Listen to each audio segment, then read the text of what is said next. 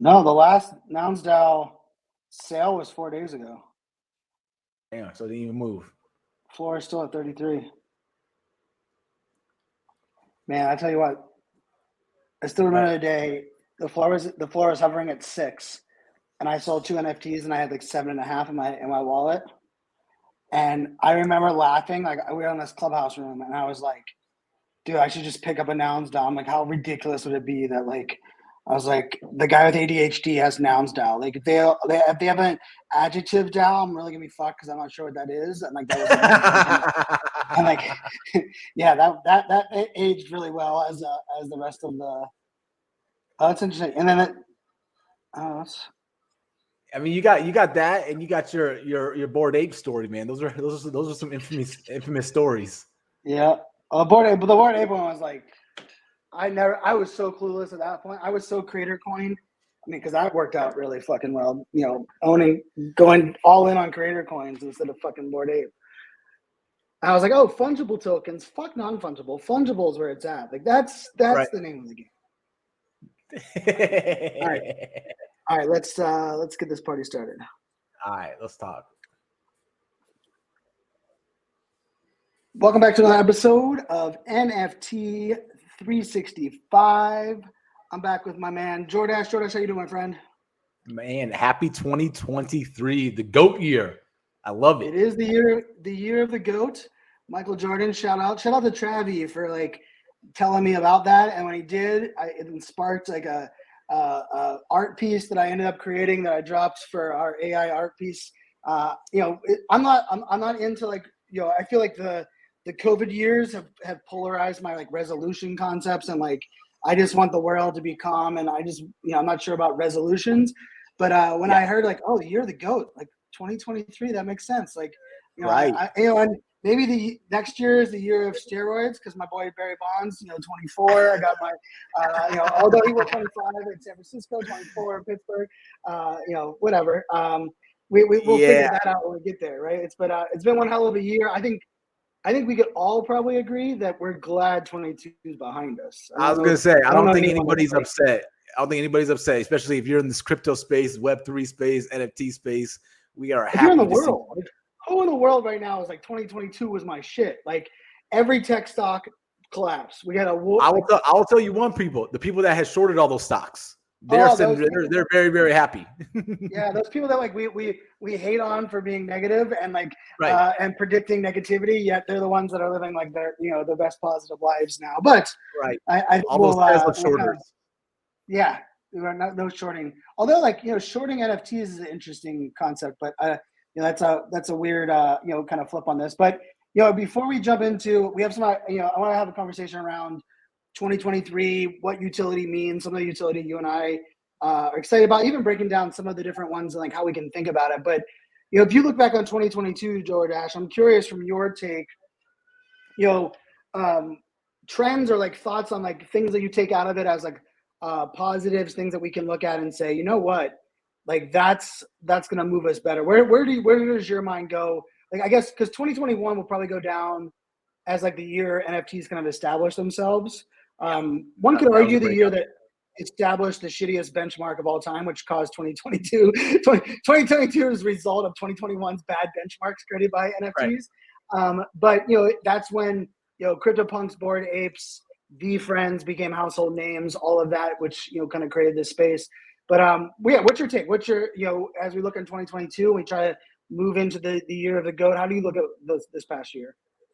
Yeah, totally. And I think you're right. I think you definitely want to look at 21 is that was kind of the year that it took the next step up that adoption curve, right? That's where, you know, it went from those innovators to really those first movers at that point in time in the space. Now, I look back at 2022 and, you know, I'll be the first to admit that's when I jumped into NFTs, right? Early 2022. I wasn't in NFTs in 21. I've been in crypto for a while, but, you know, until 22 came around, that's when I started making that jump. So, you know, those first few months of 22 was being a sponge, bro, soaking up, learning, right? Looking back, making some stupid tax decisions, right? We look back now on. So, you know, it was that I always look at 2022 as kind of like my first step into this space, right? Into the NFT side of things. Now, when I look back over the last 12 months, 10, 12 months, I should say, it's, and I did this a couple weeks ago, just seeing for personal reasons, how I evaluate projects now. What are my expectations from projects now? What are my expectations from communities and from founders, and what do I want out of projects has definitely evolved and changed for the better. And I think you can take that onto a more of an industry side of things. I think us as consumers in this space, I'll call us the collectors of the NFT space, has definitely shifted. And we talked about this on previous episodes on how much should we hold accountable founders and expectations to them for what they're going to deliver. So, that's number one. The second thing, though, I will tell you, for me, is one of the big positives I will take out of this was how active, and relatively speaking, how active big Web2 brands got into this space. And when you start looking at, obviously, the Nikes and the Starbucks we talked about on last episodes of the world, but when you look at, Tiffany's partnering with CryptoPunks, right?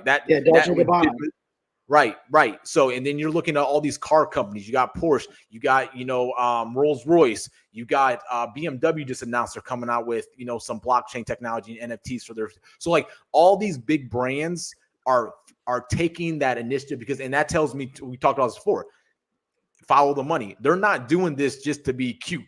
Like they're not doing this just to be cool. They're doing this because they understand the trends where this is going to be going to over the next couple of years. So that solidifies my confidence in the space, regardless of what price Ethereum's at, regardless of what price Bitcoin's at, regardless of what the media is saying or what scams are happening or frauds are happening that are out there.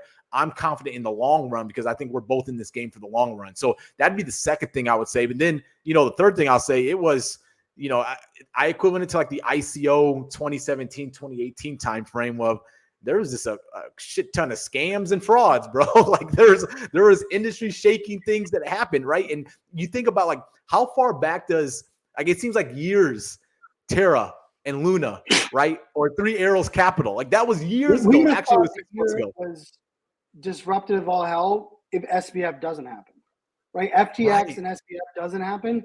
It was a year of chaos. Yet the most global, the largest of the catastrophe. You're right. Like, I mean, I think of Terra. I mean, it feels like I don't even think of it as 2022. Like that doesn't even feel out of it. No, and think about that moment in the May, June, July timeframe when all this stuff, when the world was melting down with all this stuff that was happening, and with Horizon going down and all these other folks getting hit with Terra and all the stuff that went down with there.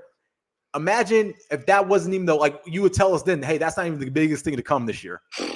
Like now think about that for a second, right? And so it's like, oh no, we're just gonna wait till November to drop the bomb when SBF comes in, and and it's crazy the stuff that's happening now with and that story's not done with, right? Things change every single day with that stuff, right?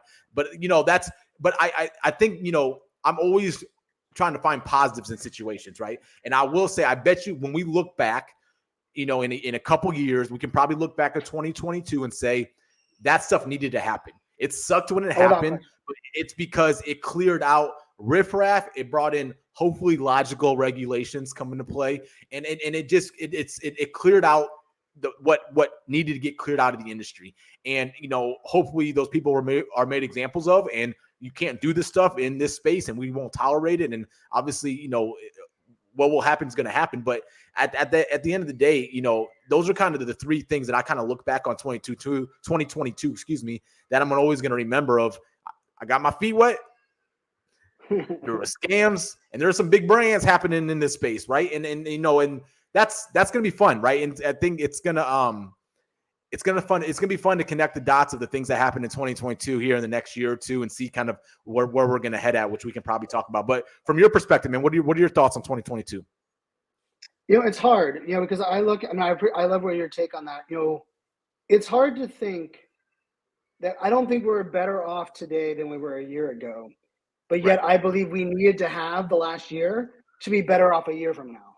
Right. It's like a weird mindset of like, because I don't know if we needed all of that in 1 year. I mean, heaven forbid, right? Like if you look at like, right. like we could have been stretched out over 2 years. Would have been nice to get like a little, but at the same time, if you're gonna weed out the weed out, like you might as well, like, it's like one of those things, like, both you and I love, sports, and like, it's like that joke, right? Like, do you want to be eliminated from the playoffs on day 1 or on week 18? Right? Because someone likes to be like, I like to still have a chance in the last week of the season. But you know what? That hurts. And you know what? Your draft pick hurts. And like, there's a lot of things that like fall off versus like the team, right. the Texans. They haven't been thinking about playoffs this year at all. Like, they've literally been playing for next year, and like maybe they have a better advantage than my Steelers. But I think 2022 for me, it was a little dose of, don't believe just because you don't understand what's going to happen or you don't believe what's going to happen doesn't mean it can't happen, right? And I think we have to think about that on the positive side, right? Like, if you would have told me a year ago today that in 6 months the market would come to a crash, and then we'd spend 4 months trying to survive, and then we'd have the wheels pull out of us, I would have told you the craziest person ever, because I was trying to figure out 40 mints today, right? Like a year ago today, 40 Ethereum mints down to 12, so I could just research 12 to pick one and then do the same thing the next day. I mean, there were so many, and and like the crazy thing is, for people to like think about this, right? Like a year ago, projects minted out I give 2021 a hard time, but like January, February, right? If a project took 6 days, we were like, man, slow burn project in January, February, right? But like, then we realized, like, oh, wait a second, like, where is this liquidity coming from? Where's this money coming from? And I think as crypto influenced us, right? So like, I don't know, I think this is, I look back over the year, I think you're right. Like, and I would also throw brands that made the play in Web3 as a whole was a big sign. Like Walmart going all in on metaverse. Like, holy, I mean, what they're doing in the metaverse, I mean, let's face it, it's Walmart. Like, I mean, who wants to argue if they're looking at that as a space, right? I'm also like, I always seem to be the Facebook, advocate, which is so weird space to be in. But like, like I look at Facebook in a weird way. Like, we were mad at Facebook and Instagram for calling them digital collectibles and not allowing crypto to be authenticated a year ago. Right. Well, what did they do? They renamed them. They distanced themselves from crypto, and they kind of position themselves as digital assets and vehicles for the metaverse. Like, we might end up looking back at those that understood, hey, let's not get caught up in the waves of crypto, the uncertainty of NFT projects, and let's face it, I mean, the copycat world that 2022, like, I believe we forgot to innovate for 6 months of this year, and we're going to pay 18 months price of that. Like, we were like, wait, Bored Ape copied the same contract as crypto punks that put that as mutants, and then they had the serum, and then they had the dogs, and then they had other side, and they had ApeCoin. Let's all just do that, right? Like, why not copy it all? Not even recognizing, like you said, like, I mean, because like when you say, it's funny because like, we as consumers are smarter today, but we're not richer. Like, truthfully, right? Say that again for the people in the back. Yeah. We as consumers, we're smarter today, but we're not richer. And that's a hard dose of reality to accept, because like, I'm all for holding people accountable, all for believing in the long term. But you know what would be nice is that some of the short term was not so toxic and polarizing that had to require us to like kind of like have this long term side. But I think on the flip side of it, I will say, like, I was kind of assessing my bag around New Year's Eve, and there's projects that I minted in late summer of 21 that are still building. And part of me is like, like, shout out to Crypto Dads, shout out to Lazy Lines, shout out to Crypto Chicks. Like, there are some projects that, like, every other project around them and since them have pulled the, oh man, I didn't plan for no secondary market. I didn't want to sell out my company. I didn't want to bring in a new founder. I didn't want to, but like, there are projects that have kind of evolved in that space. And like, sadly, I don't know if they are rewarded long-term for their success. Maybe 10 years from now, we look back at these projects and be like, they should have massive value, right? And like those of us that are long-term holders, like, because like I always joke, like Drew is a big fan of the historical NFTs. Like he always is like, and I mean, if you think about it from like Pokemon cards, I mean the Pokemon cards that people care about today, people literally put in the spokes of their bike back when those things came out, right? Like it was like, oh, Charizard. Like nobody gave it. I know Charizard just because I know they're worth money now. Back then, if someone would have given me a Charizard, I don't even think it would have been on the nightstand where my business cards go. That everybody gives me a business card, right? Like so, like in a way, I think that's part of it. And I think the last part is, and I'm curious your take on, growth as collectors. I think was massive in 2022. The question I have for you is between right now and a year from now, will the growth of NFT founders and brands be as great as it was for collectors over the last year? Ooh, good question. I'm trying not to put my hope thoughts in here, but I one thing you said that really stuck out with me is, it felt like we've been kind of plateaued for this year, right? Like it was like we haven't really taken huge steps forward, right? And I equivalent that, to answer your question here in a second, I equivalent that to, that's a bubble bursting. That's what happens when a bubble bursts. Yep. And I think there was so much hype leading into 2021, into those first couple months of 2022. It was a bubble. You call it for what it is. It's a bubble, right? Same thing that happened in 99 and 2000. Same thing that happened in 07 and 08 in the housing market. It's a bubble of inflated assets. And once it bursts, things get cleansed out. There is some pain along the way, but there's hey, we just got to survive kind of thing in there as well. So there isn't much pushing the envelope because there's not enough resources, or we know specifically in the NFT space, there's not enough liquidity in the whole marketplace to be able to support all these new collections and this growth that people want and everything. And people are still remembering 2021 where it's like, how do I go raise $4 million in 4 days with just an allow list, right? That's it. Like I don't have to do much marketing. I can just put it out there. I can hype it up. And it goes back to the hype marketing that we talked about before. That's getting thrown to the wayside, which is a good thing for the long-term longevity. Yeah, of all the things that I think died in 2022, I think that died. Like I think we could probably both agree that and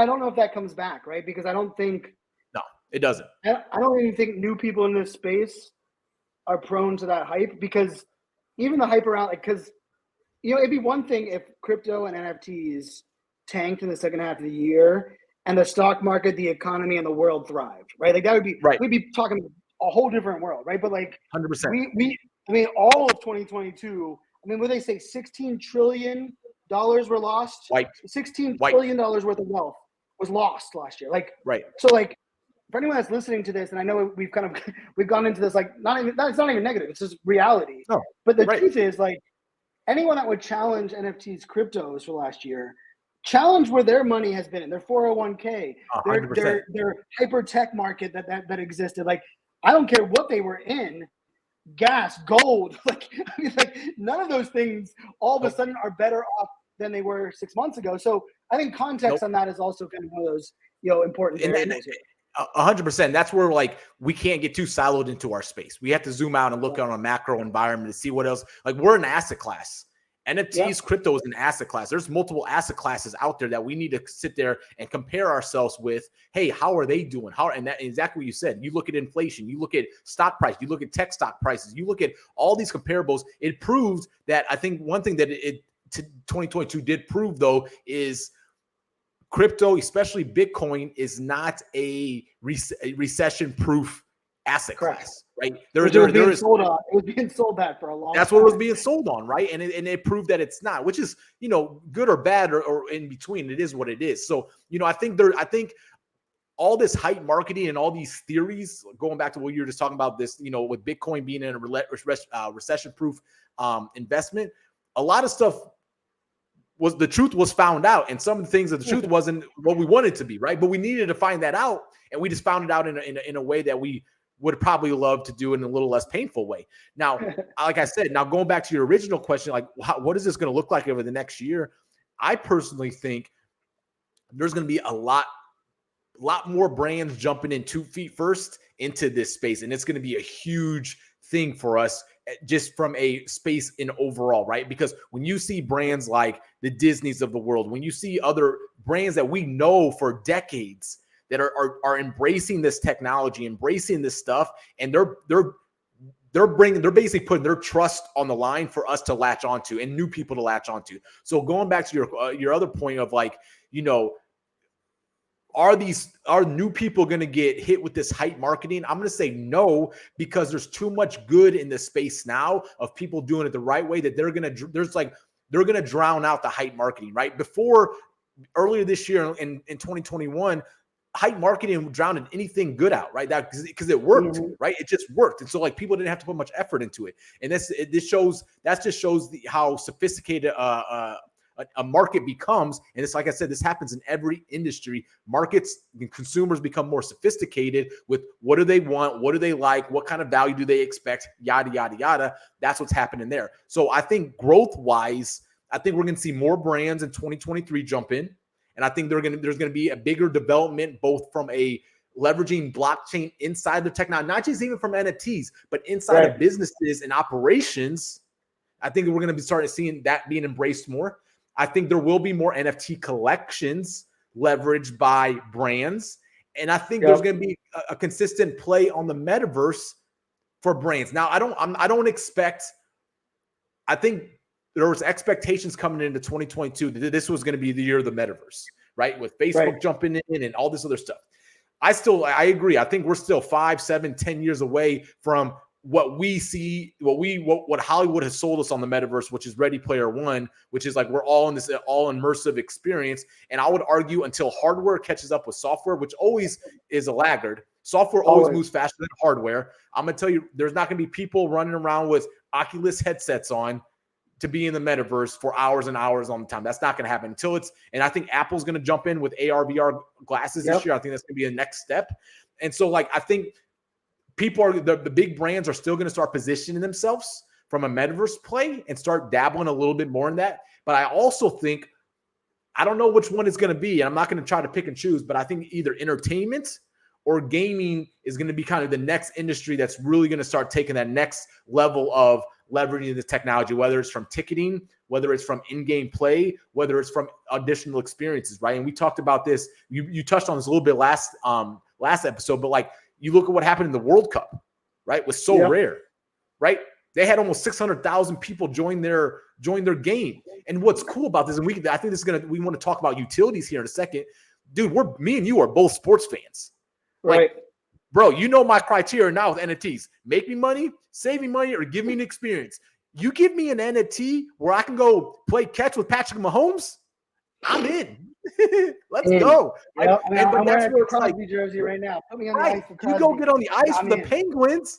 You can go throw your skates on, go skate around that. Like, you're in. That's like, so utility-wise, I think that's what we're going to get away from just, and I think I've mentioned last time, it's just like this PFP stuff. It's like, no, like what is tangible and effective utility, but it's going to be based off a user, right? And based off of kind of what the user wants. So I don't want to go dive too deep into that yet, but like going forward, I think that's what I'm most excited for. And that's what I'm taking away from 2022 is these brands that are becoming the first movers. They're laying the trust and groundwork for these new brands to jump in 2023. And when these big brands do, markets are going to follow that. So before we jump into the utility part, I want to, a year ago, one of the big discussions was Solana versus Ethereum versus Cardano versus, and like, there was like this and I don't believe in maxis on any of the sides, because I think extremes on all these, it's like politics. It's like, people that are so stuck in their way and polarized and they're not empathetic to understanding other sides are just the root of the problem. But if we assess what 2022 did, is it really broke down the true essence of all of the blockchain and crypto and the space. One could argue Solana's ability to have an Ethereum rebound of 2019, 2020 is probably not there because of where the rest of the space economy has been. So then the question becomes, like a year ago, I have a lot of Solana NFTs, right? And I always loved Solana's blockchain technology for what it was worth. But I will tell you, the thing that we didn't mention, which is probably our own demise, right? Because I preach celebrate wins, stop giving bad news the noise. But yeah, I talk about SBF and I don't talk about the ETH merge, because we had pretty much the greatest transformation in the technology that exists ever go off without a hitch. Like zero hitch. Like no Winklevosses got involved. No Bahamas got involved. I mean, and in a way, like the ETH merge almost got lost. But I believe what the ETH merge did was it level set like the biggest complaint, right? Or I think the biggest complaint was environmental. Second biggest complaint was the ridiculous gas fees that existed, right? And like, I mean, you want to get sick to your stomach, and I don't recommend anybody doing this. Go into Etherscan and click that little button where it tells you what it was worth a year ago or when you bought it. Oh my God. That is not healthy for anyone's mental health. Like if we're talking about 2023 mental health, like hey, anyone from Etherscan that's listening, could you disable that function, or maybe make it like drunken password protected so I don't click on that button and realize I'm like, wait, I paid 0.09 ETH for gas. Wait, ETH was what? And I'm like, I'm paying $680 for a $300 NFT in gas because I think that the non-doxed founder might release art that might be like, holy hell, right? Like, but the bigger question is, and it was kind of big news as of recently, right? DeGods, Utes, which, you know, let's just say I think they have a little bit of a polarizing fly-by-night. And for those that don't know, like I'm into DeGods in the summer of 2021. I was never felt more rug pulled in my entire life. I realized that this was something I didn't want to be associated with, and I got the hell out. And then all of a sudden I was like, wait, they're still going? Like I was so confused 9 months later whenever that project even existed. And then I minted Utes, right? You and I both, right? We had some Utes in our bags. But they made a big move, right? They moved ETH and Poly. And one could argue like the Poly move is such a weird move, right? Because Poly is almost like the kid sister of Ethereum, where you're not really going on a different blockchain. You're kind of mirroring where we're at, right? I think probably if I had to throw my 2 cents in, I'd love to hear yours. Last year's conversation was L2s, Solana, Ethereum. What's gonna be the NFT vehicle? I think now the vehicle is how do we use ETH and Poly to move forward, and then what are some of these other chains going to do to make up? Like I could almost argue that I think Solana has a very tough 2023, but I don't think they die, because I think the fundamental components of what Solana was built for is so beautiful for Hollywood, so beautiful for high-end gaming, where it's mass transaction, max compute, max, kind of shifting of resources. So like in a way, like Solana going dormant-ish for a year, or kind of falling victim of its own kind of like rise that it had. Because like, I mean, I don't know where ETH will be a year from now.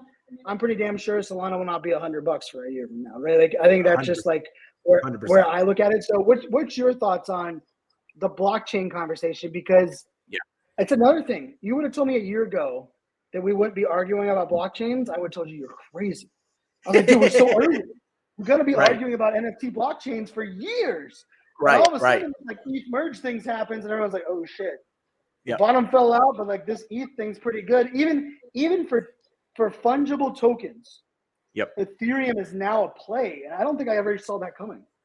Right. And I think you're right. Like, it's funny, like that happened. What, it was in September? September happened? August, September.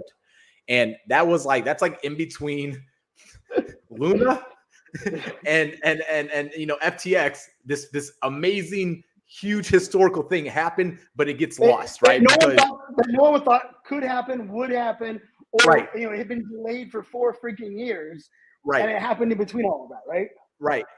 And it's like a little blip in the history of 2022 now, right? Because everything else has dominated the headlines now. But I think first off with it's interesting with the DeGods move, and full transparency, I snatched up a DeGod and a Ute the day after FTX stuff came out, when Solana dumped and everything dumped, and I was like, perfect entry point.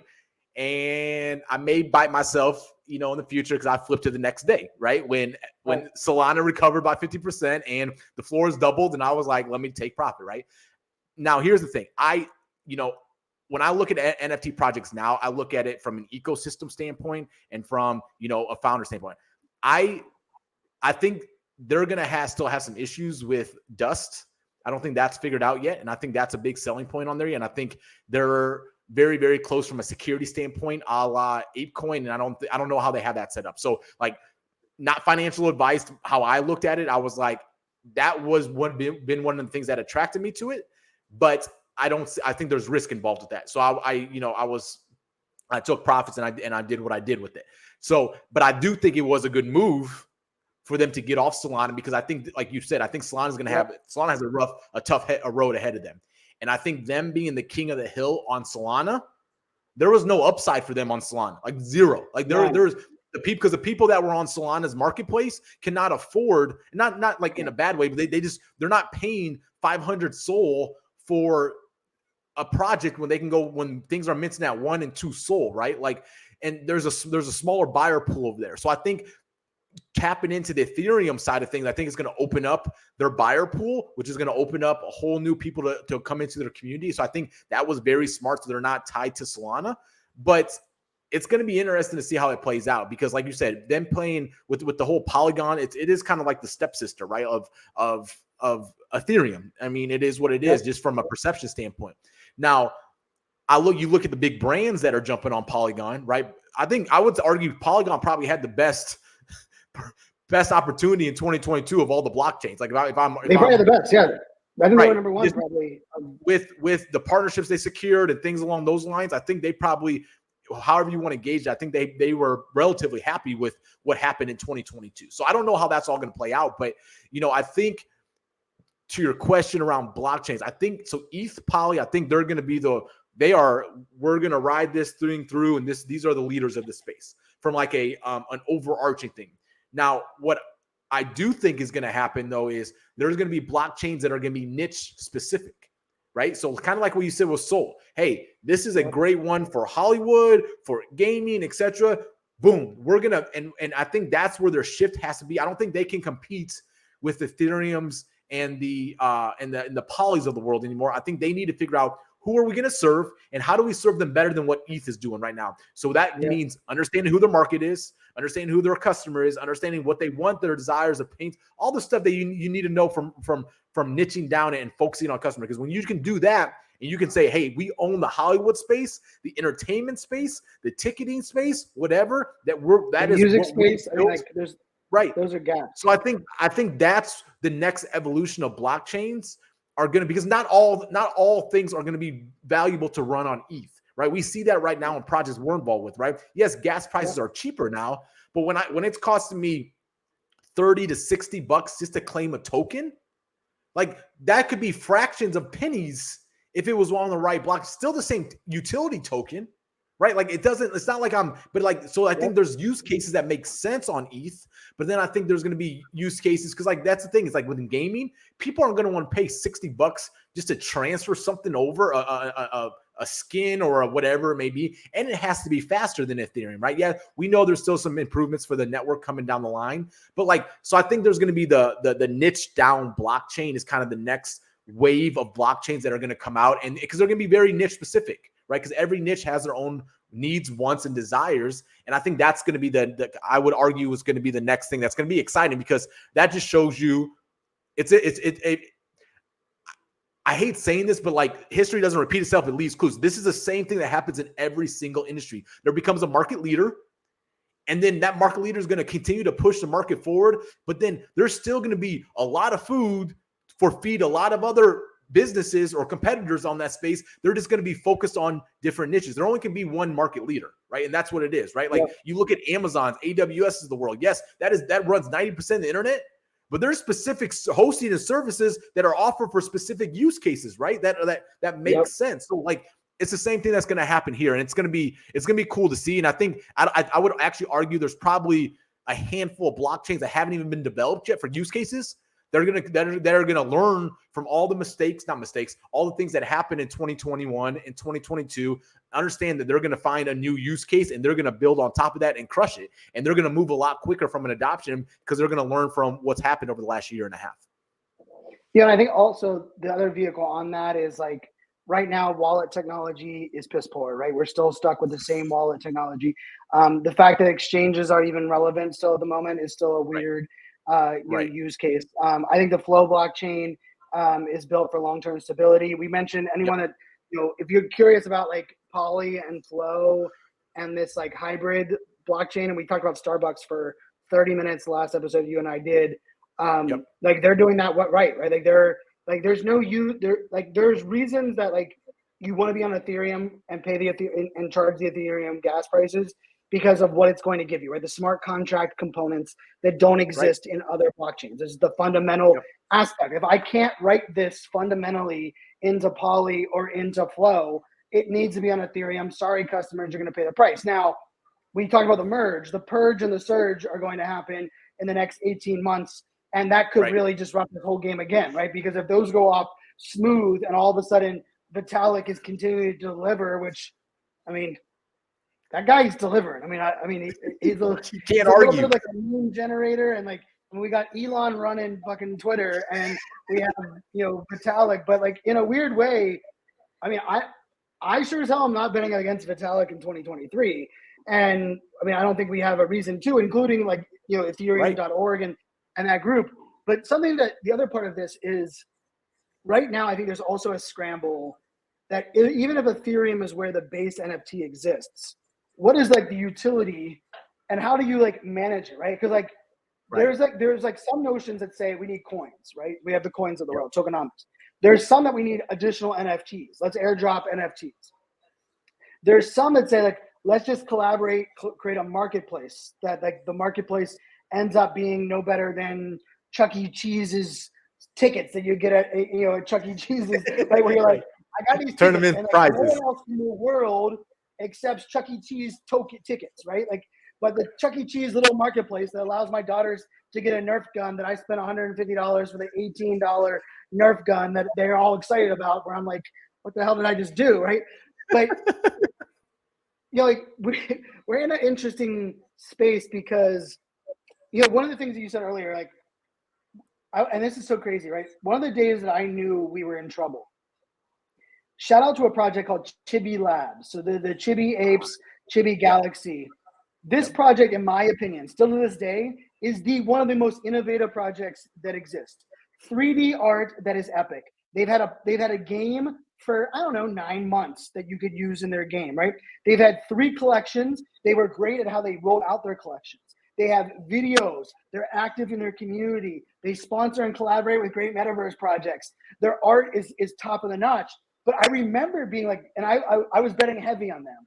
And then when no one gave a crap about how great and how innovative they were, I was like, something's wrong in this space because like, what do people give a crap about, right? And so what I believe I ended up kind of taking from that was, if we all get reset and we all get a chance to give a crap about stuff again, right? Like I think right now, like every person that's listening to this right now, don't evaluate your NFT bag based on floor price or even the popularity of the NFT. Right. Base it simply on, if I'm holding this a year from now, what do I get between now and a year? Right. Now it could be financial. It could be, so I'm curious. So let's talk the second half of this episode a little bit on like utilities, right? And with what we just talked about with the ETH, ETH focused kind of conversation that we're having, PFPs, and let's be truthful, right? I think one art has a lot of places to go. AI art still has a lot of innovation to happen. These marketplaces, we have an episode coming on the podcast. I started creating AI art, and I've never been more confused on where to put it. Because like I got Nifty Gateway, Known Origin, Super Rare. I got Zora. I got Foundation, and I just assumed you pick one and you roll with it. Well, none of them have the same exact features and benefits. None of them have the exact same audience. None of them have the same price point. So I was like, with that being said, like we often give PFPs a little bit of like shit for like lack of utility, lack of innovation. But like if I looked at it from like the one-of-one art that Beeple sold, 2.5 years ago, what Beeple sold and where that existed, nothing has been innovated in that space. Like we're still dealing with the same area. So let's throw out utility. And I'll throw out the first one, and I'm just curious your take on projects that are, let's just say projects, thriving is not the right word, projects that are still here right now and haven't gone anywhere. What's your utility thought? And I'll throw out your first one, you can throw one back at me, on a second gen or third gen collection as a next utility. And before anyone's like, that sounds ridiculous, Bored Apes that everyone holds on the holy grail, tell me the utility besides a concert at NFT NYC that they've provided for 2 years. We think they're the greatest thing since sliced bread, yet they just literally did second gen, third gen, fourth gen, fifth gen coin. So Jordache, your take on 2023 projects rolling out second, third gen collections as utility? Yeah, that's a doozy to start with. I was gonna go right with the first one. Nope. Right. All right. You want to jump in right here with that one. All right. So I'll tell you this, because you're 100% right. If you take a step back from Yuga's ecosystem, right? You got Bored Apes, you had the mutants, you had the dogs, you had ApeCoin, you had other sides, you have, what are the dog collars now that they're dropping now, and the stuff coming out. We have Jimmy the monkey trial, something, right? Jimmy should be up there with SBF, coin, right? There's like a key coming out of some butthole somewhere that I'm really confused on how that. We could do a whole episode around that video, and I really would love to understand what was. Anyway, that's a whole nother topic. So I'll tell you this: I personally have not been a fan of secondary collections personally, and third generation, etc. Because typically what I found is they're putting those out there. I'm not gonna say all. What are the ones a lot of them I've seen put them out there just to raise money to help fill the roadmap that they promised with the first one. So you're with the first launch. VeeFriends. Sorry. So I'm sitting here. I'm like, hold on. You made a promise.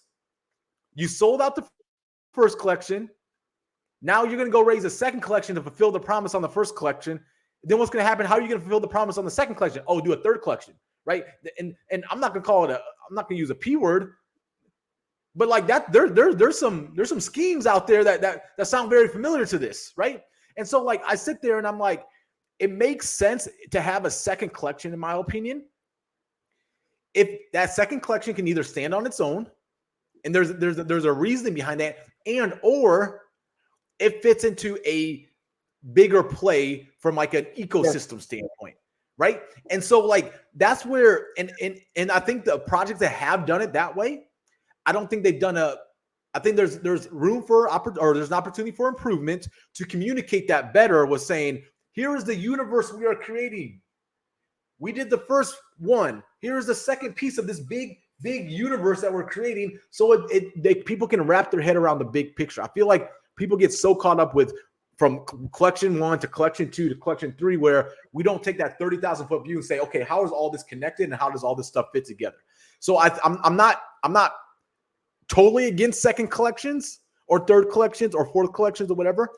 I'm not a fan of them because I haven't seen them be pulled off right yet, right? And you can purely show that in their price, right? The first collection is always the most valuable. So from a holder standpoint, from a collector standpoint, if I'm the first generation holder, why do I want to invest in the second one when I know it's not going to be nearly as valuable? Now, I will say this on the flip side though, if I'm a new holder into that community, maybe that's my entry point. Like that's what I did with Yuga, right? I don't got any Bored Apes, I don't got any mutants, but I got some other side, right? That was something I could go put my money towards because I'm not going to go drop 80 ETH on an ape right now, right? So I think it can serve two purposes, but like once again, I haven't seen it pulled off effectively yet on a grand scale of things. And I think Yuga has a benefit of the doubt of they are that on that pedestal, so they get a lot of grace.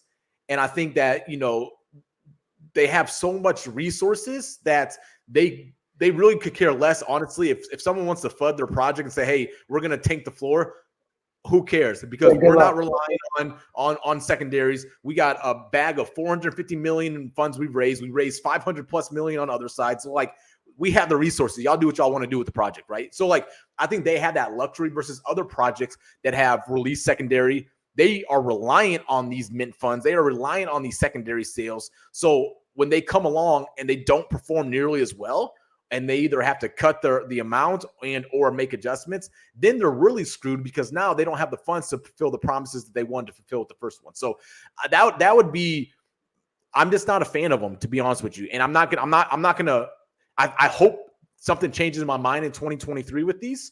And I hope that there's, I hope projects pull that off. But, you know, I look at most of them as cash grabs, if I'm going to call a spade. And I think they have to. So the problem is, you're right, and also the problem is we have to expand more than 10,000 entry points into projects, right? And Pudgy Penguins is a great example. And I looked at Pudgy Penguins and was like, I can't afford a Pudgy Penguin.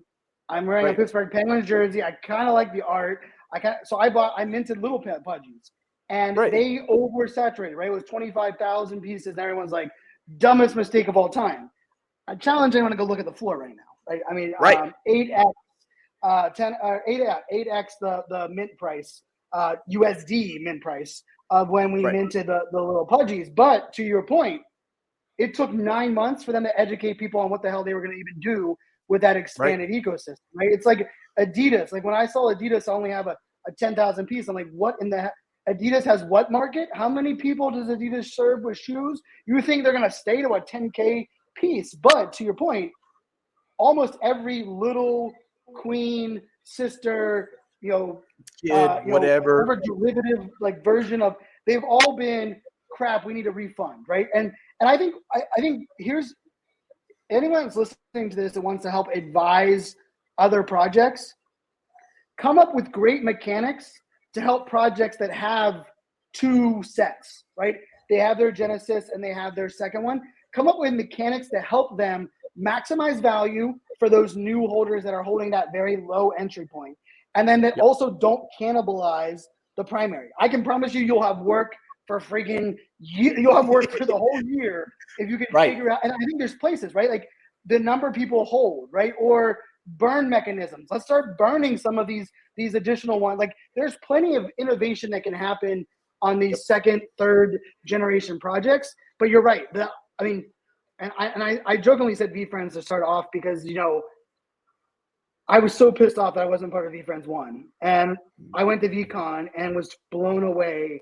It was hands down the best event of the year. It was the best event culture-wise. The people there loved that project so damn much, and they showed up that I was like all of a sudden proud of my VeeFriends Series 2. And then a couple of weeks ago, I got a bunch of text messages like, Fanzo, you are the man. You have an elf. You just got into Gary V's exclusive VaynerX amazing entrepreneur academy. And I had to reply to every one of them and say, no, I got a Series 2. And you know what I get for holding an entrepreneur elf Series 2? Well, if you know what I get, let me know. I don't know. There. I get leave us a review. Let us know. Because I don't even get a VCon ticket. I bought a VCon ticket to get next year's VCon ticket, which I got, right? But it's not even a shot at Gary, because Gary, I will give also Gary very clear credit on this.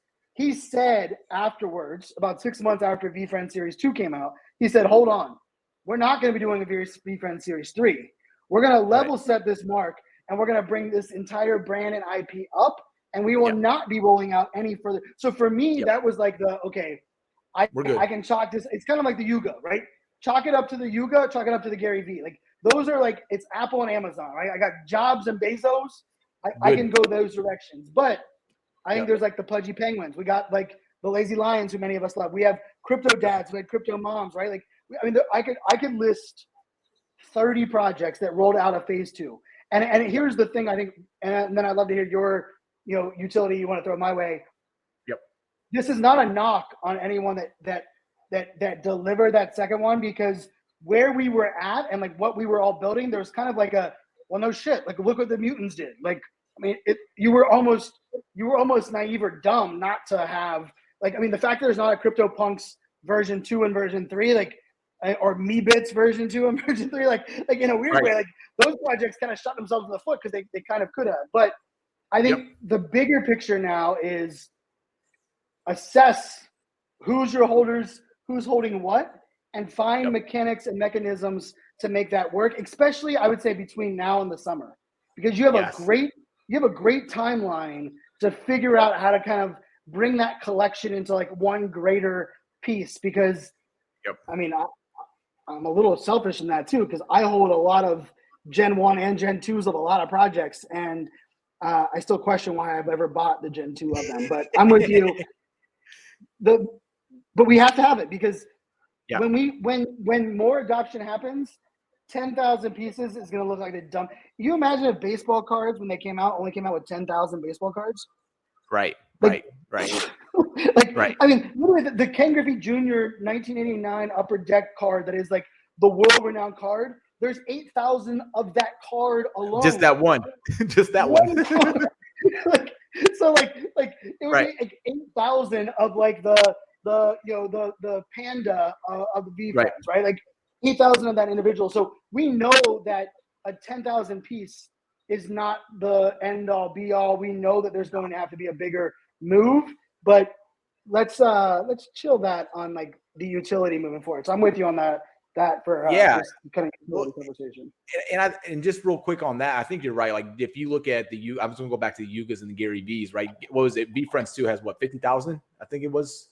Yep, 50. Was 50,000, and then and other side has 100,000 with another 100,000 coming. 100,000 right? plus 100K, right? Right. So they're gonna have 200K, and so like, that's where like going back to what you're saying, like I'm betting on the ecosystem and the founders on those projects right now holding those things, because I know in 2 or 3 years, 4 years, 5 years down the line, that series 2 is going to be very, very, very, very valuable. I know that other side land is going to be valuable because those projects are not going away. Their reputations are on the line, and they are like, Gary doesn't need Web3. Web3 needs more of Gary's. Yuga doesn't need like Yuga like that. Like if Yuga fails, we might as well all just go back and get some 95s, right? Like let's go back to the Web 2 world, right? So like that's where I'm like, I'm not gonna say too big to fail, because nothing is too big to fail, but like I'm 99% confident that in that investment in the long run. But then there's that difference between short-term and long-term utility, right? And so that's why I want to throw back to you real quick is, from like what projects have you got great short-term value from that you're also confident in their long-term value? And then also I want to add a spin to that, digital or physical. Yeah. Well, I will tell you, having the privilege to buy a sweatshirt for full price because I hold an NFT is not going to be the answer. Right? You don't want that swag for the NFTs, man? Oh, hold on. Let's be very clear. I am a swag whore. I'm wearing literally an NFT 365 hat. I am a merchandise-aholic. Right. But that being like my value at like the thing that I get out of here. Like right. I buy that for every brand I love to begin with. That's not like a bonus utility, like all, but now, and even like I've changed my tone a little bit on exclusive merch, right? Because one could say like, oh, like I just got my NFT NYC 2022 hoodie. Like they literally sent me out for speaking there, and I was like, and for those context, and sorry Carter, I got to throw you under the bus. Carter was watching my hoodie, my 2021 hoodie, when I went to the bathroom at a 90s babes party, and somehow that thing went missing. And he tried to fight every giant human being that was in there that might have stolen my OG hoodie. But but I guess so I do believe physicals is a play. I mean, the CNN led off on New Year's Eve and said, millennial generation cares so much for nostalgia and physical items that collectibles, not only are they coming back, but we are going to like triple, double. I think they called it a $4 trillion with a T dollar it's a capital business, T. like market. Like, I mean, like, so, but there's something to be said up. There's a difference between, hey, I'm looking right now, right through my eye shot. there are two VeeFriends stuffies that were. I walked into Macy's. I have 3 daughters. Toys R Us is now in Macy's because we killed off that brand. Sorry, Jeffrey. Jeffrey was sitting there. He had his own little he's like in the back corner on floor number 1 in a Macy's store. But I will tell you what, I got goosebumps walking around the corner and seeing the whole end cap with VeeFriends. And the material is great. There was a bunch of little kids walking around. The one little kid had the giraffe stuck under her arm. And I was like, oh my God. Now, I wish it was an elf under her arm because that's the NFT that I held with VeeFriends. Not that I'm jaded and trying to get entrepreneur elf into the mainstream conversation. Right. But it did hit me a little bit and I went and bought some, right? I bought some for Christmas and for my daughters. And I think there's something there, right? How do we, because there's something amazing about, we've sold it, right? Like ownership, the reason we like a Tesla or Mercedes or Lexus or BMW, that hood ornament isn't there just because the hood ornament's there, right? The hood ornament's there, so when you pull in that parking spot, people know what car you're driving, right? And that's legit. Now, the problem has always been no one knows what car you're driving with your Instagram profile or your Facebook profile, or if you're that guy that has BMW in your first words, I'm not following you. Sorry, it's just it's just one of those things, right? But we can't have it either or, right? It can't be all digital ownership and cliche and no physical. It can't be all physical and no digital, right? So I do look at some projects that are going to do that very well, right? And that can be merch in collaboration with things, right? I am a fan of what if because of what merch I was given, I attend an event and I get certain access to certain something that then gives me an exclusive, if I get access to a blind auction for certain products only because I hold this NFT and I bought this merch that unlocked this physical auction and I could get a Sidney Crosby signed jersey, right? Let's connect these dots, right? Because I think sometimes people get it wrong when we think exclusivity is still the name of its game, right? But 100%. It's that weird mix where we have to have an inclusive culture that provides exclusive benefits, that has exclusive utility and exclusive offers. And I think the other problem with this is that buying them with Chuck E. Cheese tickets, I still struggle with that, right? I'm gonna double down with these Chuck E. Cheese tickets, right? Because there is something to be said. I was a Foursquare mayor, right? On Waze, every time I report the police officer on my route to pick up my daughters, it gives me +6 points. I have no idea what the +6 points have ever given me on Waze, but you know what I do? Every single time I see a cop, I'm like, I got that, dude. Literally, it's on my home screen of my iPhone, and I get nothing for it. So, let's be very clear. I'm the market that says give that guy Chuck E. Cheese tickets because he can't even figure out the Chuck E. Cheese stand, and he's still collecting the damn tickets. That's me. But in a way, part of what we sell on Web 2 versus Web 3, when I sit there and look at what my daughters the other night were plugging in their gift cards for Roblox. And all I thought was, well, there goes more money into Roblox, right? My daughters are literally feeding the Web 2 engine while I'm preaching about the Web 3 engine. Yet I believe a lot of the tokenomics, gamification marketplaces are way more Roblox than they are what we thought they would become in Web 3. So I struggle with that.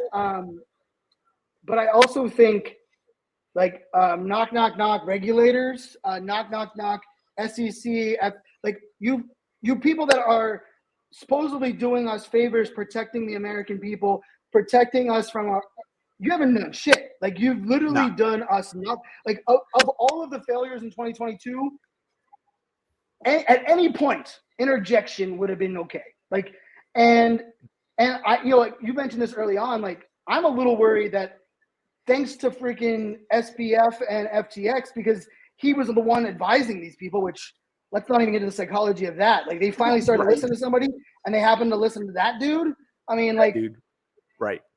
Are we going to go to a world where all of a sudden every time we move something to an exchange, there's a tax form that we pop up? We could go, regulators are pretty good at going, extreme alls, right? Because I worked in cybersecurity. Cybersecurity is really good at that, right? It's like no minimum password, and then 30 character, not in a dictionary, no words, a different uppercase, lowercase, numbers, binary. Like, I mean, we literally are great at extremes. But 100%. I will say the piece of this that I think we have to start thinking about as well is AR, VR, metaverse, and even like, let's just say like the merch and the offline, like, so like I have the stuffies from VeeFriends, right? There's no QR code baked into that stuffy for me to scan to know what is the peacock in the VeeFriends ecosystem. Right.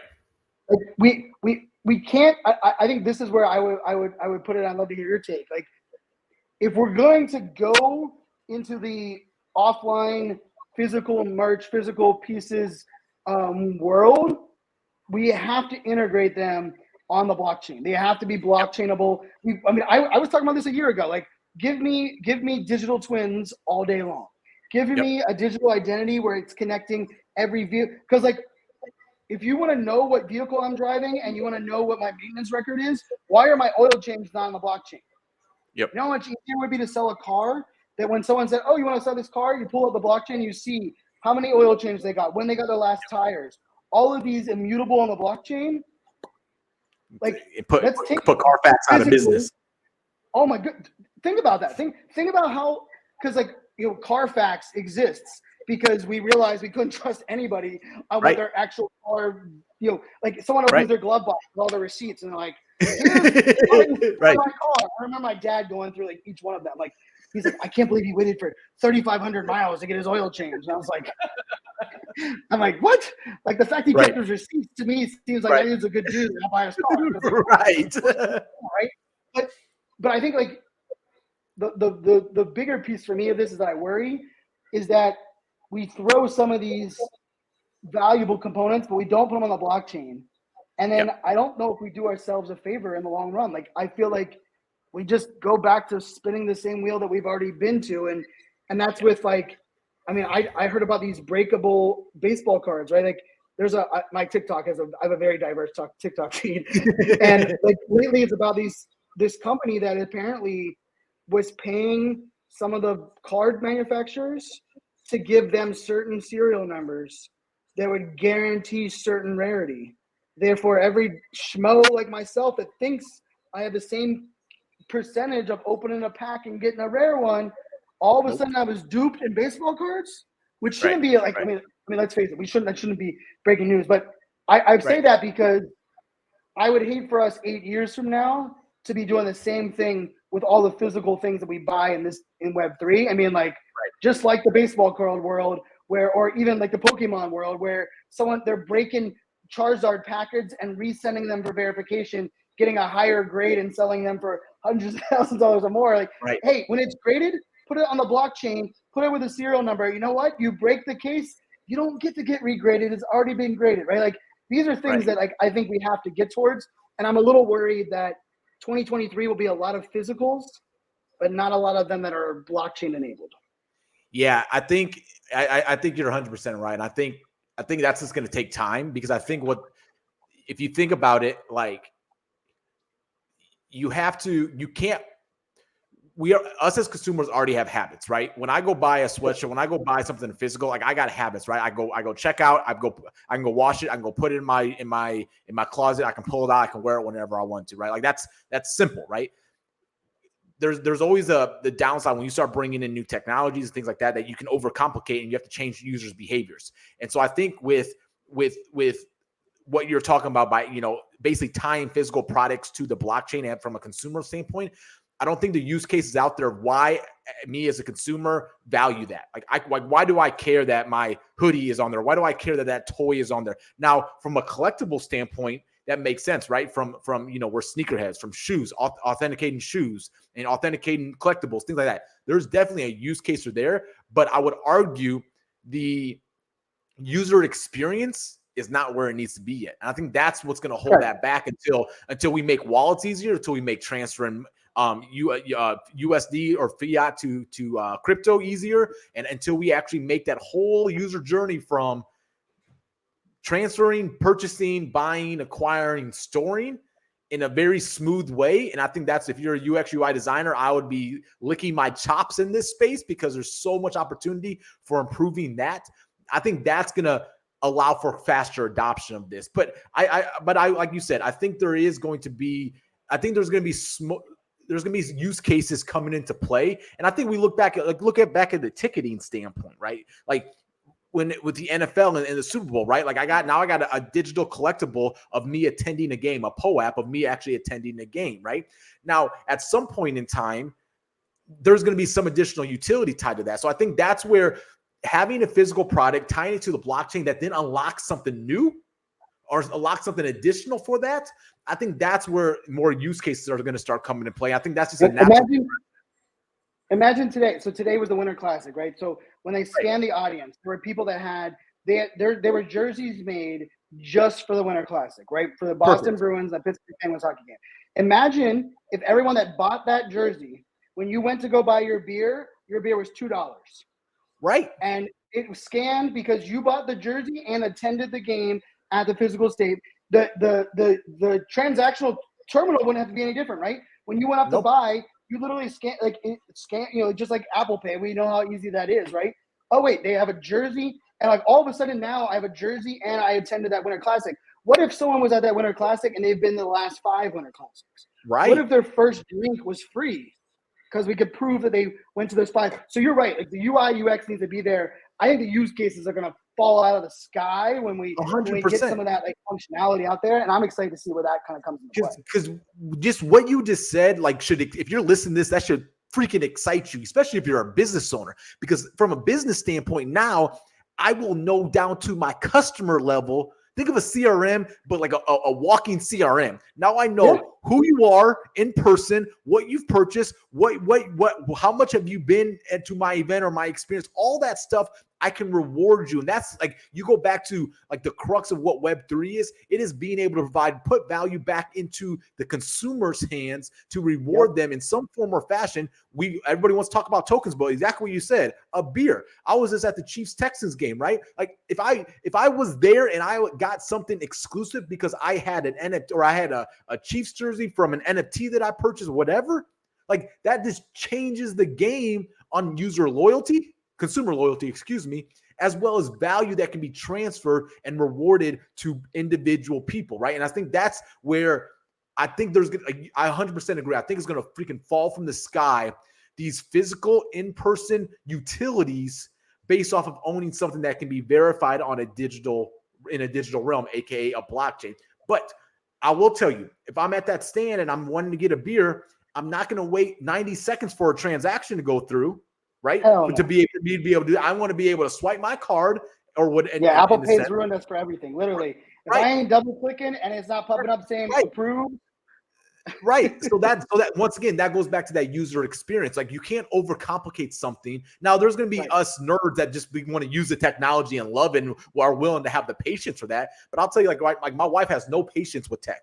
She's like, I want to watch something and I don't want it to buffer. And I'm like, I got Kodi, I can download, I can stream, I can blah, blah, blah. She's like, why can't I just turn on TV and watch it? I'm like, but you can get anything. Like the world is your oyster when it comes to this, right? So like, that's that use case of like, for us to get mass adoption with that and to get that tie between physical and digital, it's going to have to be a better user experience from that transactional standpoint. But I will argue, like one thing you mentioned though, like, I think, and I keep going back to sports because I know you're a sports fan. I'm a sports fan. So sorry if you're listening to this, you're not a sports fan, but that's like that's what I want to. The example I'm going to use. But like, if I go to a Chiefs game every year, away games, home, I go to Kansas City sometimes. We go to different stadiums sometimes. Like, I would love, if you're listening to this, Chiefs, you reach out to me. I would love for them to hook me up with something for like, dude, yeah, you go to a game every year in a new stadium. What if I went to watch a Chiefs game in every NFL stadium? Like, how valuable would that be, right? Like, the people do that for Major League Baseball. So, like, from a business standpoint, talking about loyalty, your loyalty program just unlocks to whole nother levels where you can actually personalize it for individual use cases versus saying, here's our standardized thing based off how much you spend. Here's what you're going to get. No. How much have you engaged with us? How much have you experienced with us? How much have you, like, how loyal are you? What are the other things that you've gone? And all that stuff can be tracked. Man, let's go. You know how many marketing executives were coming to me 3 years ago and said, Brian, We are scared of the IRL experience dying by the 4K TV. Why would someone leave their couch with their 4K TV watching a sporting event to go to an in-person event? We just gave you the why 1,000 times over, right? Incentivize, reward, celebrate. Like, I've even thought about the fact that, like, what if every fan that had a certain, if you went to this many games during the season and then you were able to attend the season finale of the NFL, which the season finale and preseason are often ends up being like the duds of the the sporting event, right? And no owner likes to see vacant seats that are out there, right? But what if you were able to prove that, and all of a sudden you got a completely different experience on the last game for those that went there, and the best part of the tracking, the monitoring, the logging of all this is seamless as all hell. Like, the technology is the front end. Like, the blockchain makes all of this happen. Like, it's not like for anyone that makes this sound like it's like, oh my God, how would they manage that? How would they police it? The blockchain fixes all that. Like, we could figure out how to police it or manage it for the last 20 years. Like, hence why I had to wait out overnight to buy an iPhone every freaking night. Every year, I was the idiot, like, ticket number 13, sleeping outdoors the whole time going, I got to sleep outdoors I slept outdoors 7 iPhone drops. Like, You're insane, to get dude. them You're my insane. money to get my technology early. Like, think about that. Like, when we tell our kids that when they're older, they're gonna look up. We are the dumbest human beings. And like, wait, you were so loyal to that brand, and they gave you nothing that you slept out overnight to get early access to pay a premium for the color you couldn't even get that you wanted because it was sold out in front of you, and you still wanted to get it because you don't want to waste your sleeping outside. Like literally, that was the world. Like, it's so wild that like if I'm thinking about this from like all of those examples, right? Like, how do you defeat 4K? How do you rethink virtual experiences, right? For someone that watches your event in VR a certain amount of times, Cirque du Soleil, like I heard Cirque du Soleil is preparing for VR, which I think is genius because Cirque du Soleil would just, oh my God, like I just can't imagine, like, give me Cirque du Soleil in VR. But imagine what if you had that first person experience of that person doing the, like, bro, that's I get front row seats at Cirque du Soleil. Right. Like, I've been to Cirque du Soleil twice. Once I had a client pay for me and I was in a box and I was like, this is the greatest thing ever. Second time, cheapo Fanzo was paying and I was like behind the guy and I was like, why can I not hear the speakers? Oh, they're facing the majority of people, not me. Like, so like if I was able to do that VR, but like think about that from like a metaverse, let's go like whole way, right? If you attend this many in the metaverse, you get an NFT. With this many of these NFTs, if you show up to an in real life one, when the show ends, you get to stay, come down the front row, and the last 30 minutes are done just for you. All of it's managed by the same ticketing software, the same ticketing manager, and now you just reward people that cared about you for 365 days. Man, I mean, I'm telling you. So like, and I'm like, dude, like, so you just think of like, so I'm gonna go back. So rare, right? The fantasy sports thing, like they crushed it during the World Cup. They have NBA on that stuff. Like they were playing that game to give you like the World Cup free to play, and you could have opportunities to go like do a kick around with an athlete, one of the athletes. You get signed jerseys, all that other stuff, right? I'll even give a shout out. I was gonna mention this earlier. Give a shout out to Personal Corner, Des Bryant, right? You buy one, he has 5 athletes on there. You get one of their NFTs, you get a signed jersey from that athlete on there, right? Like, so that tying that physical to digital, like that's on a simplified version. He's using his connections to be able to bring that to his Meta Athletes is doing it as well. Meta Athletes is right, and Meta Athletes as well, right? And stuff, right? Yep, that's super cool. But like, you know, if you're listening to this, you can't tell yet. Look, I'm a Chiefs fan, and we say we were going to only talk about football on this podcast, right? But, I think that's what Delphi Cat had told us beforehand. She said she wanted to make sure you guys talk about football on this, right? But you know, I will tell you, like, I took my son to his first football game a couple weeks ago, right? He's 2 years old. First football game. Pictures were beautiful, my friend. I was proud dad. Now here's the thing. Segue through your pictures. I love it. Now here's the thing, though. I've been going to Chiefs games for like 12 years. I've never had an experience like I had at that game. Why? Because after the game, I won't talk about how we did it. We had a good conversation, met the right people. We got to go to the friends and family section underneath the stadium after the game, and we got to go actually have some conversations with some of the Chiefs players.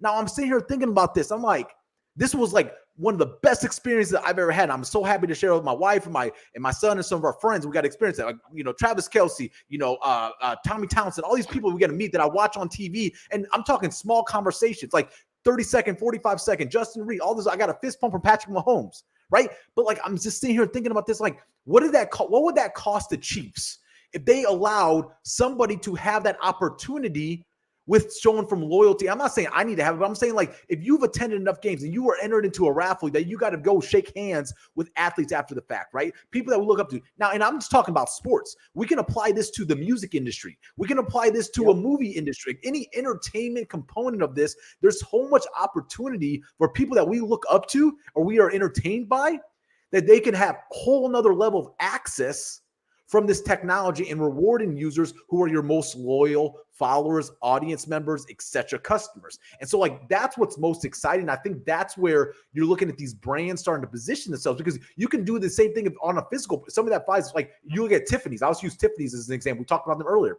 Dude, if I bought 5 things from Tiffany's, they can reward me with that, or they could give me a whole new user in real life experience. You saw Gucci doing that, right? Now you're going to get free access to not only the digital or the virtual fashion show. They're going to have exclusive events that only you get access to, right? So, like, and early products before they come out to the masses, right? Like that, right? And you get early access, right? And so, like, that's where, like, I look like brands or anybody that has some form of entertainment, like, they should be so excited about what this opportunity, this technology is. And like you said, all that's done on the blockchain.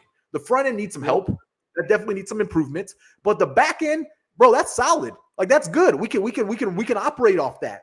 And so, like, that opens up endless opportunities that we've never been able to have access to or being able to manage from an operational standpoint in a very efficient manner. And I think that's what's going to be cool about how we start merging virtual and physical, going back to what we were talking about, into the space from a utility standpoint. Because it doesn't have to be more tokens. It doesn't have to be another NFT drop. It doesn't have to be something of actual dollars and cents. It can be experiences. It can be opportunities to unlock experiences, right? This is what Starbucks is doing, right? You collect these stamps and you can have an opportunity to win that trip to Costa Rica, right? So, like, just having that opportunity is going to make you want to push that button on the Waze app or collect that ticket at Chuck E. Cheese just to have that opportunity to do that, right? And so that's where I'm super excited about this stuff. And I don't know when it's going to happen.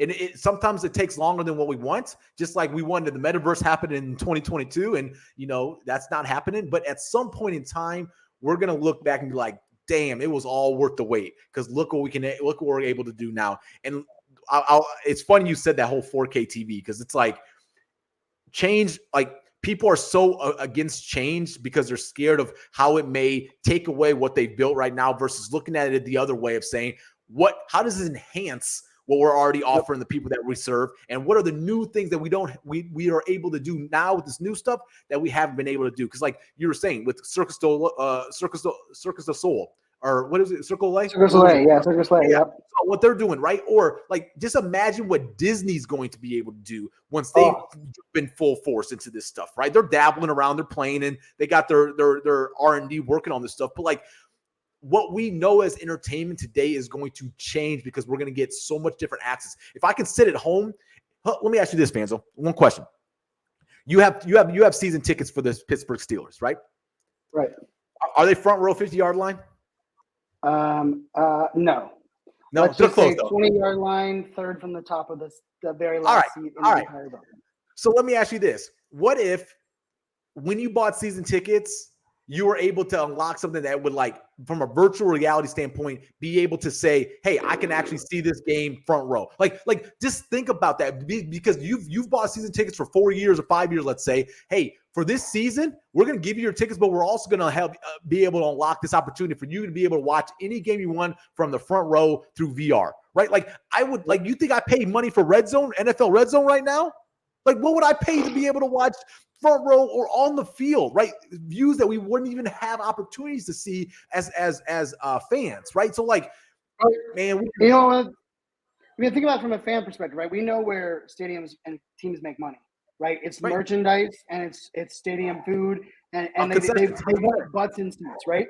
Well, how do you get butts in seats? To your point, if you go to every home game for the year, you get to have exclusive VR access to the playoffs for all of the playoff games exclusive. If you attend every, now I get to attend. And how do you prove attendance, right? It's very easy on the blockchain, right? We have proof of attendance protocol via physical location. All of a sudden that unlocks, like that is like the place that we're going. And we also just, Jordache, I think I have to give you some sad news in the case. Your son's gonna grow up, and right now he is like that most acute, adorable phase where he's literally gonna get you backstage access to Travis Kelce's locker room. I mean, you got it right now. That kid is stinking cute, but all of a sudden they get a little older. They care a little bit less about being put on display to get me behind the ropes. Like I used to be like, hey, I need you to ask. I used to hold my oldest daughter. I'm like, you ask, we're gonna get that front row seat that's blocked off for somebody else. Now they're like, yeah, right, Dad. So we all that's part of this piece of the conversation. Hey, before that happens, I just need to get Patrick Mahomes and Andy Reid's signature on that jersey. If I can get, because I got Kelsey, I need Mahomes and Big Red. I get the trifecta. My son will pay off some of his debt that he's stacked up. Hey, we had Juju on the show. You never know who's listening to Juju. Come on now, right? I need you too. There you go. Yeah, that was a good one too. So so as we're kind of wrapping and we're talking about like utility, right? We kind of touch on a lot of like the different components here, but I think there's also just let's kind of flip it away from brands, flip it away from experiences, away from sports, and think about it from either the individual founder or the membership component, right? Like let's think about it from that side. If you're going to look at a project to invest in, let's just say in the next 3 months, and it's more membership based, right? And I say membership based, I mean, you're getting access to, exclusive content, exclusive, let's just say behind the red rope type experiences. What do they need to include, or how do they need to present that as a utility for Jordache to give a crap moving forward? Like, what would be your answer to that? I think we'll wrap on that. Yeah. That's a great question. So number one, they need to understand who the hell I am. What do I want? What my desires are. That's the biggest mistake I see projects make right now. They're trying to sell to anybody and everybody that would buy their project. Right. And this is where I think the next evolution of projects are going to happen is, and this is what we're already doing. Like this is how businesses are ran in the Web 2 space. Right? I hate even say Web 2, like in the non-Web 3 space, like you don't serve everybody. You serve a certain group of people because you can go solve their problems or give them experiences that they are seeking for. Right. So like from a Jordache, if you're looking at Jordache Johnson, I already invest a lot of money in business masterminds, right? One, to run my business, to help me grow and scale my business, right? So like, and I'm doing that for 2 reasons: from a network standpoint and group think standpoint, so I can actually help. I can help solve problems, and they can help solve problems in my business to help me grow and scale. But on the second thing is, I'm looking at it from an expertise standpoint and being able to save me time from learning and being able to keep me on top, where it takes time to stay on top of a space changing as much as this space, or changing as quickly as if you're running a business, with trends are happening, consumer behaviors are happening, technologies are happening, tools like that takes time to find, research, test, and use. So you can shortcut that by aligning yourself with people who love to do that. And that's what they do for a lot of their time, and learn from them. Right. I don't have time to go read the book, but I have time to listen to you and give me the cliff notes of the book of what you just read and you've experienced. So I want that same knowledge. So I'm willing to invest in projects that are aligned with me. I'm an entrepreneur. So that is, it's my family and my business and my people. Those are like that's my trifecta, right? So like, if you can help me enhance one of those 3 things, let's have a conversation, right? And then my next question is, okay, how is that going to help expand that? And what problem are you solving for me right now? So like, for example, in my business, like if I'm looking at a membership or I'm looking at a mastermind to invest in, what are the problems I'm facing now? Where are the people that are in this place already ahead of where I'm at? Can they help pull me along and help me guide me avoid the mistakes that they potentially made along the way, and to help me short circuit that?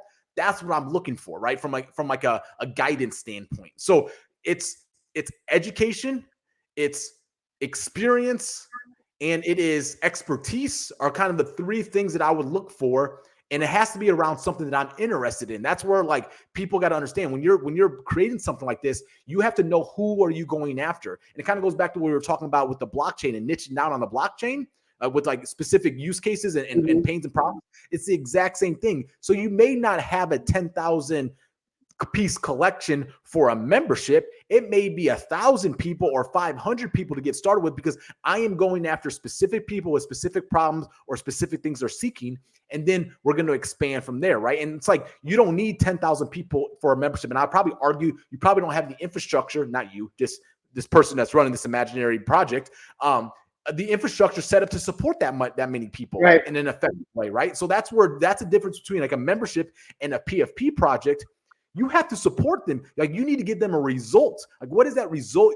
Somebody's going to be able to walk away with when they're done, when their time is done from that membership, and then say, what did I just get for my investment?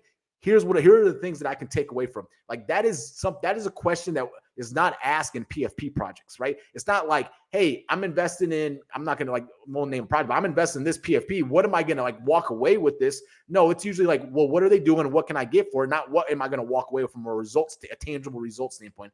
I think we'll get there from an industry standpoint. I think that's just that consistent evolution of the sophistication of a market. But I think from a membership standpoint, as somebody who runs a membership, I'm always asking myself, what result am I doing, and how can I make sure I'm always providing a result for my members of tangible value? And that tangible value is not dictated by me, and I'll actually call it perceived value. It's not what Jordache perceives the value as. It is what is Jordache's members perceive the value as. I need to know what that perception is from their perspective, so I can serve them on their level and what they perceive. And I think there's a big opportunity for a lot of projects that are only looking at it from their lenses of the founders and or what are other projects doing to offer value, versus saying, hey, put my blinders on, only focus on the people in my space. What do they want, and how can I go provide that? I saw a quote on a book I was reading the other day, and it was, the best business people are the people that listen. That's it. You need to listen to what people want and what their desires are and the problems are, and go solve that. Business is pretty simple. We overcomplicate this a lot. And when I say business, I'm saying projects and founders, etc. And so that is the key, I would argue, is figure out what is their perception of value, and serve them on that, and throw what your thoughts are away. Because I had a mentor tell me that he's like, Jordache, it doesn't matter what you think or what you want, because what you think or what you want is not going to pull that money out of their wallet. And it's true, right? It's what do they want, right? So that would be the argument. And so if going back to your original question, what would get Jordache to join the membership? Well, you need to know who I am. And if you were listening, I told you, I'm an entrepreneur that looking to either scale my business or increase my relationships with my friends and my families. And then you need to be able to position your membership in a way that will amplify one of those two areas and or solve a problem in one of those two areas for me. But you're not going to know that unless you know who you're serving. And that's where I think a lot of founders and creators need to take the time to get to know who they're serving, versus just saying, let's build a Discord community and let's get whoever clicks on a tweet into this community, versus are these the right people? And this goes back to, you mentioned it earlier when we were talking about earlier projects of minting out in 6 days. And I was like, oh no, it's a slow burn.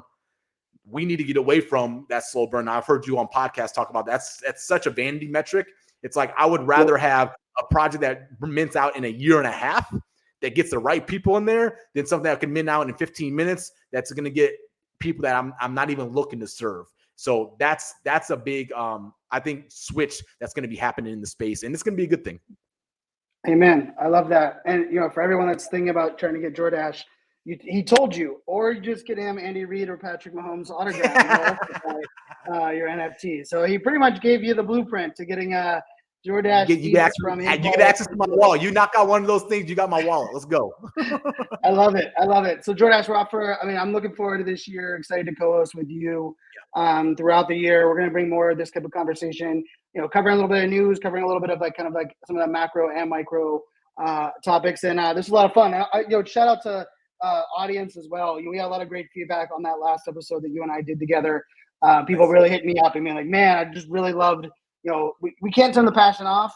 You and I have traveled together. We've been in Ohio and we've been in London. And in San Diego. We've had many drinks in all places. Yes. So we don't know how to turn it off. So we're excited that everyone here is listening.